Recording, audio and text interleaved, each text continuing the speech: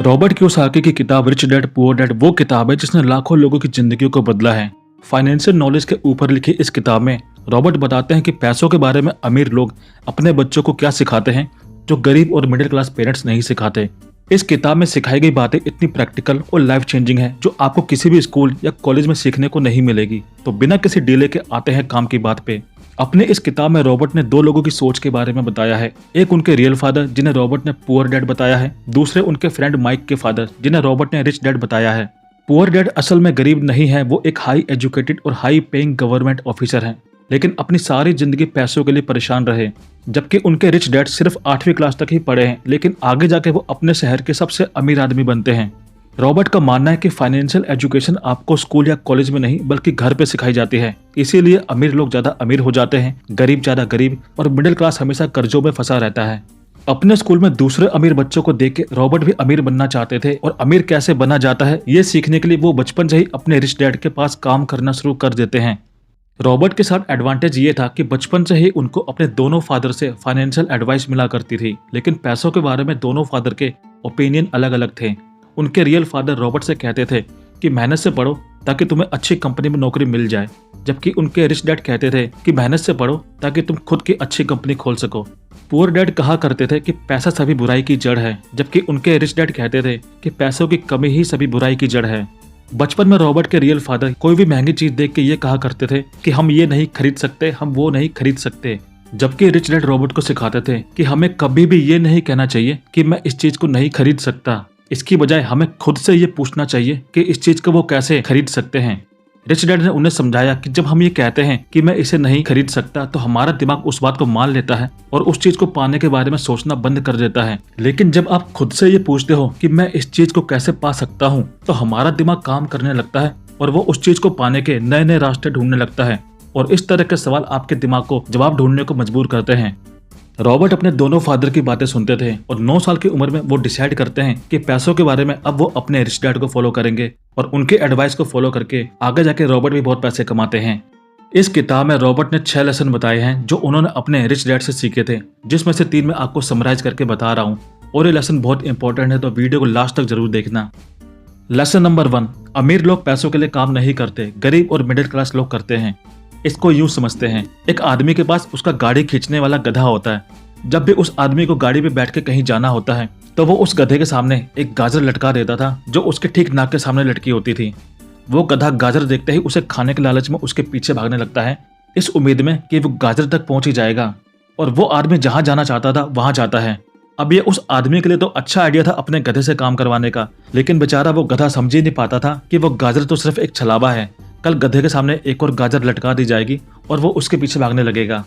ठीक इसी तरह बहुत से लोग उस गधे की तरह होते हैं जो मेहनत पे मेहनत किए जाते हैं इस उम्मीद में कि एक दिन वो इतना पैसा कमा लेंगे कि उनके सामने पैसों की कोई भी दिक्कत या परेशानी नहीं रहेगी और वो अमीर बन जाएंगे। लेकिन ज्यादा पैसा उनके लिए सिर्फ एक सपना ही बन के रह जाता है, क्योंकि उनकी कमाई के साथ साथ उनके खर्चे भी बढ़ जाते हैं और वो पहले से भी ज्यादा कर्ज में डूब जाते हैं।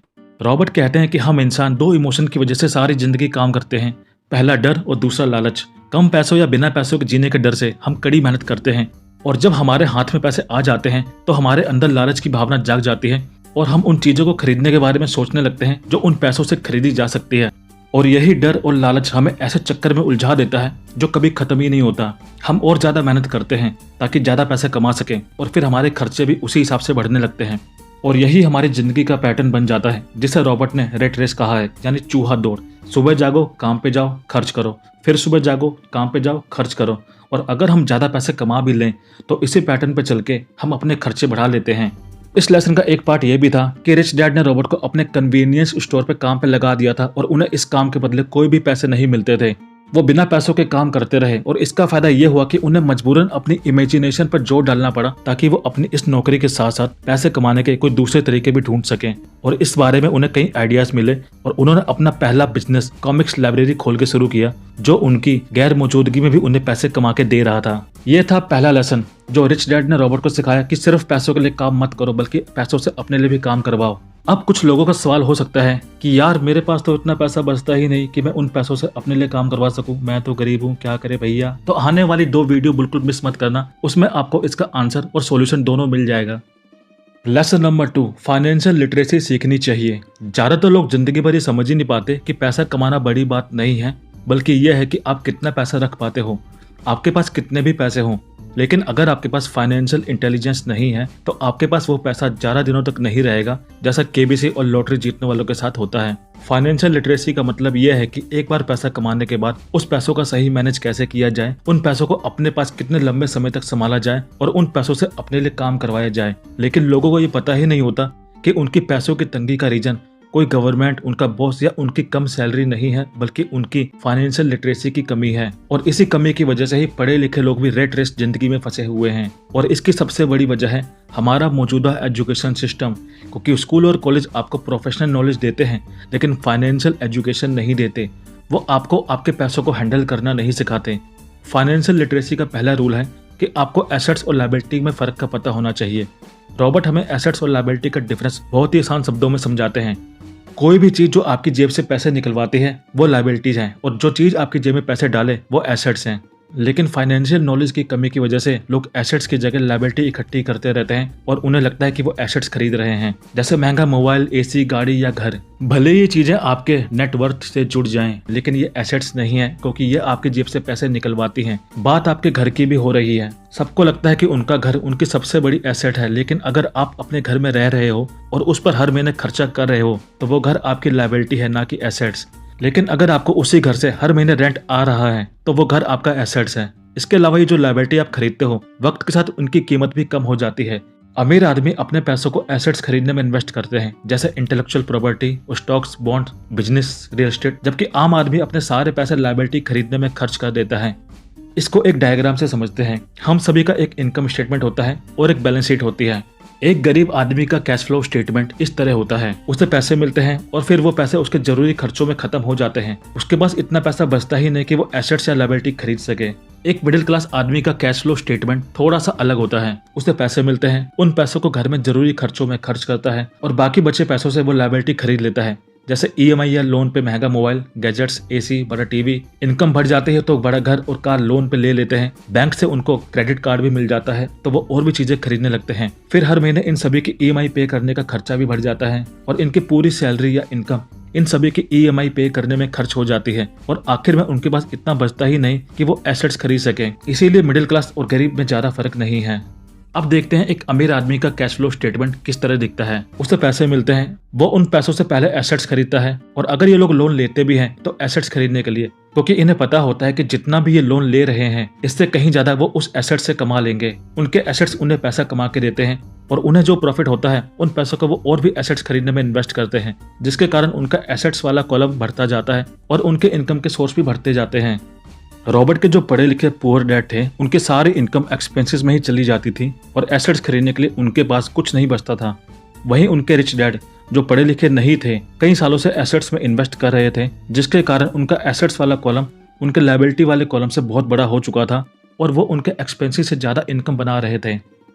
और एसेट्स और लायबिलिटीज में आपको डिफरेंस समझ में आ गया है तो एक कागज पे आप अपना अपना कैश फ्लो स्टेटमेंट बना के चेक करो कि आज आपके पास ऐसी कितनी एसेट्स हैं जो आपकी जेब में पैसे डाल रही हैं और ऐसी कितनी लायबिलिटीज हैं जो आपकी जेब से पैसे निकलवा रही हैं, और आपको आंसर मिल जाएगा कि आज आपके सामने जो पैसों की कमी की प्रॉब्लम है वो क्यों है। लेसन नंबर 3, अपने काम से काम रखो। लोगों की जिंदगी में पैसों की तंगी इसलिए आती है क्योंकि वो अपनी सारी जिंदगी दूसरों के लिए काम करते रहते हैं। वो टैक्स पे करने के लिए गवर्नमेंट के लिए काम करते हैं, उस कंपनी के बॉस के लिए काम करते हैं जहां वो नौकरी करते हैं, बैंक को लोन पे करने के लिए काम करते हैं, वो सबको पे करने के लिए काम करते हैं, लेकिन अपने लिए कुछ काम नहीं करते। कई लोगों के पास जिंदगी भर काम करने के बाद भी अपने लिए कुछ नहीं बचता, क्योंकि हमारा एजुकेशन सिस्टम हमें एम्प्लॉय बनना सिखाता है, ना कि एम्प्लॉयर। अपने काम से काम रखो का मतलब ये नहीं कि आपको अपनी नौकरी छोड़ देनी चाहिए। रॉबर्ट ने भी बहुत सी कंपनी में जॉब की है। उनका कहना है कि लोगों की दिक्कत यह है कि वो सिर्फ जॉब करते हैं, उनका अपना कोई भी बिजनेस नहीं होता और ना ही वो अपना एसेट्स वाला कॉलम स्ट्रॉन्ग बनाते हैं। ज्यादातर लोग अपनी सैलरी मिलने से पहले ही उसे पूरी तरह खर्च करने के रास्ते ढूंढ लेते हैं और फिर भी उनके खर्चे पूरे नहीं हो पाते और सेविंग करना तो उनके लिए बहुत दूर की बात हो जाती है। रॉबर्ट बताते हैं कि जब भी आपको सैलरी मिलती है तो सबसे पहले उसका 10% खुद को पे करो। आप खुद को पे करो का मतलब ये बिल्कुल नहीं कि आप उन पैसों को अपनी मर्जी से उड़ा दो या खर्च कर दो, बल्कि उस 10% को आपको किसी एसेट्स या इन्वेस्टमेंट में लगाना चाहिए जो बाद में आपके लिए पैसिव इनकम का काम करे। तो अपने काम से काम रखने का मतलब ये है कि आप जो भी काम करके पैसे कमा रहे हो उस काम को करते रहो, अच्छे एम्प्लॉय की तरह काम करो, लेकिन अपनी एसेट्स वाले कॉलम को बढ़ाते रहो।